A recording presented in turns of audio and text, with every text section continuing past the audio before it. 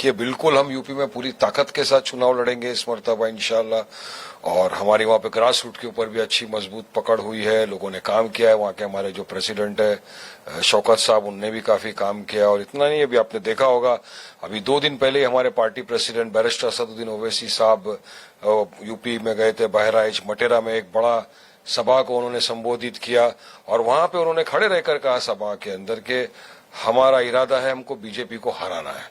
हम ये चाहते हैं कि बीजेपी फिर से इक्तदार पे ना आए, इसलिए हम अलायंस करने को तैयार है। मगर हमारी शर्त है, बाशर्त ये कि एक इज्जत की बात हो, हिस्सेदारी की बात हो, तो हम आएंगे। देखिए, अब दरी नहीं बिछाएंगे या हम एक बैगिंग बॉल लेकर नहीं जाएंगे कि आइए हमको साथ में लीजिए।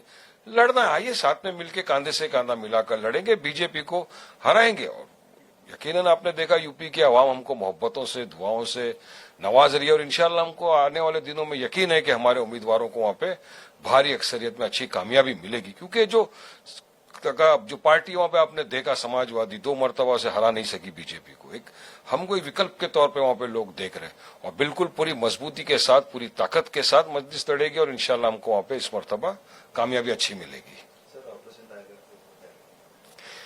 ये ऑपरेशन टाइगर, ये ऑपरेशन लोटस, ये लायन, ये चीता, ये सब चलाया जा रहा है। देख रही है पूरी जनता क्या हो रहा है, किस तरह से पूरा जो हमको कल तक गालियां बक रहे थे बीटिंग बीटिंग बोल के, आज सबके सब सेकुलरिज्म के नाम पे वोट लिए, पूरे के पूरे बीजेपी के गोद में जाकर डाल दिए। वो जो वहां पे गालियां बक रहे थे बंगाल में हमको, वो भी चले गए। और वो जो आंख में काबा, दिल में मदीना, ये बोल बोल के बातें कर रहे थे, वो कहां बैठे आज? बीजेपी में। अब वहां जाके क्या करेंगे? अब सब जगह जाके मस्जिदों के नीचे मंदिर ढूंढेंगे, मुसलमानों को गालियां बकेंगे, नफरत फैलाएंगे।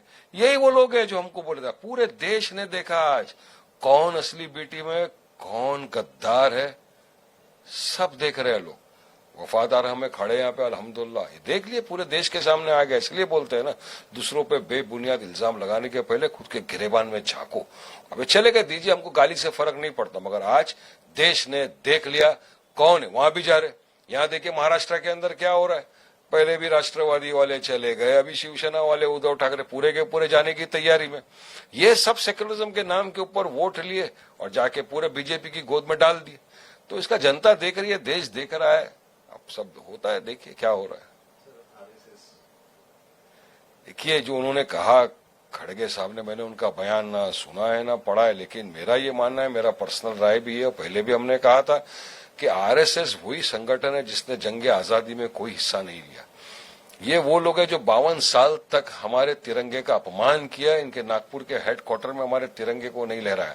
इनके लिए तिरंगा जो था हमारा अपशगुन था। और अब ये लोग हमको आए दिन राष्ट्रवाद का पाठ पढ़ा रहे, सेक्युलरिज्म का, नेशनलिज्म का, पेट्रोटिज्म का ये सर्टिफिकेट ये बांट रहे आज। क्योंकि खुद को इनके अंदर झांकना चाहिए, ये क्या है। हाँ, वो बिल्कुल सही बात है। इनका चेक करो, क्या इनका रजिस्ट्रेशन है? क्या आरएसएस एक रजिस्टर्ड ऑर्गेनाइजेशन है? कहां से फंडिंग आता है, कहां जाता है? हाँ, ये तो सब इंक्वायरी करना चाहिए ना। हम तो पहले बोल रहे हैं करिए ना। और आरएसएस पे पाबंदी किसने लगाया था?